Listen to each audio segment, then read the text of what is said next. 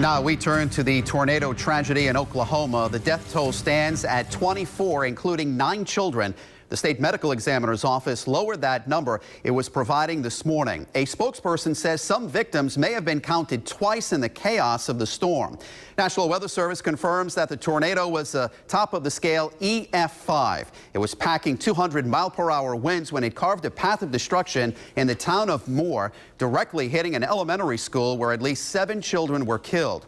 Scraps of wood, piles of bricks, and mangled cars littered neighborhoods where homes once stood. And tonight, search crews are still sifting through the rubble to try and make sure every person is accounted for. Homeowners who are being allowed to return to their homes are trying to salvage whatever personal belongings they can.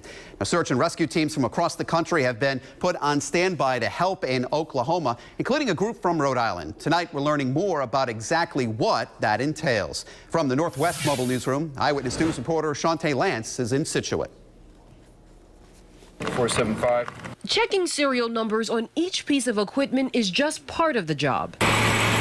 Rhode Island's volunteer Urban Search and Rescue Task Force is performing their monthly inventory check, which is timely because their help may be needed 1,600 miles away in Oklahoma after a deadly EF4 tornado touched down.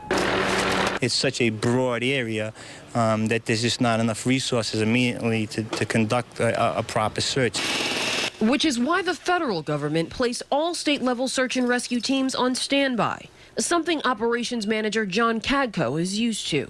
We see both the best and worst of humanity. Rhode Island's team, made up of local and state government agencies along with trained civilians, has 116 members. Their last mission was Hurricane Sandy. Their largest was Hurricane Katrina. We walk into places where there's total devastation, and the spirit, the human spirit, what people do in spite of what their losses are, actually is a motivator to us. An inspiration he craves again.